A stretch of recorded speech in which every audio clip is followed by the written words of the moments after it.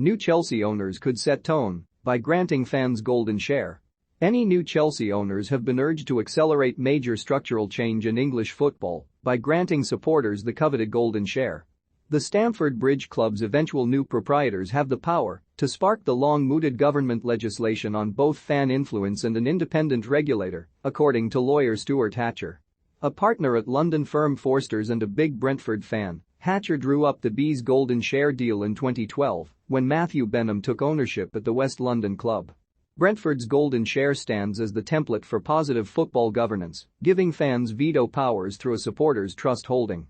Tracy Crouch's fan-led Football Review has called on government to usher the golden share into club ownership models, as well as legislate for a new independent regulator to oversee the sport. And Hatcher believes Chelsea's new bosses will have the opportunity to shape a positive change in football club ownership. This could be a catalyst for a number of important things that should be coming down the line anyway, Hatcher told the Paw News agency. I think Chelsea's new owners giving supporters the golden share would set the tone for other clubs. The government probably won't be rushed or affected by what Chelsea do themselves. The fan-led review did take a long look at Brentford and spoke to a lot of the Brentford people. I've spoken to people on the committee as well. And they were saying actually this is a good model. I don't think the government's going to be rushed into its own legislation program, they have their own problems and challenges.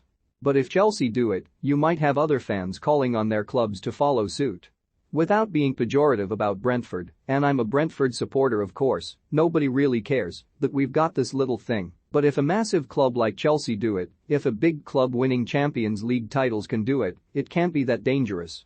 And the pressure would come on other clubs to fall in line. If anything, the government is only going to legislate for minimum standards, so this is going to be a chance for potentially a new owner to get some kudos as well, saying we are going to set the benchmark. It could create a situation where anything less of other clubs would lead to pressure from fans of those clubs.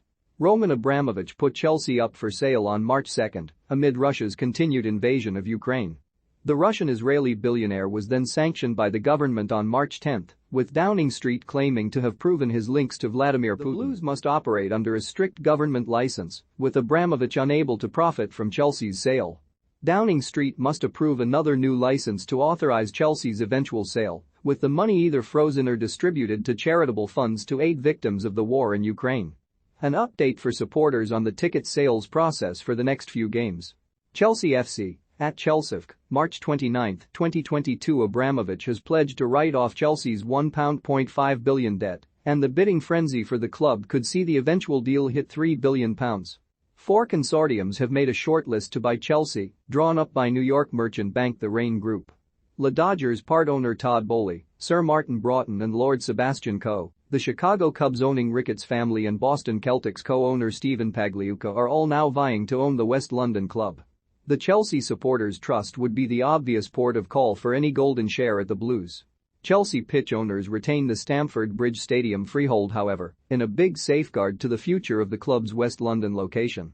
Hatcher believes supporter power can still hold sway in Chelsea's sale, with 2021's aborted Super League plans lingering in executives' minds at big clubs.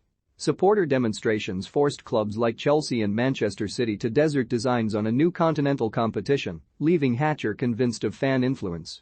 In the context of Chelsea's sale, the golden share is possibly an easy one to offer up because it doesn't cost anyone anything, said Hatcher. But it also anticipates what is going to come down the line from government as well, so it doesn't seem like that hard a thing to offer. Action from fans can absolutely make a difference. The Super League situation was quite dramatic and surprisingly effective as well. Owners did listen. And that's why I think this could possibly be akin to that, because it would be an easy one to give. The challenge for an owner is really to think about what they give up and how it is framed. It really would come down to what the golden share would protect and a consultation process to determine that could work well.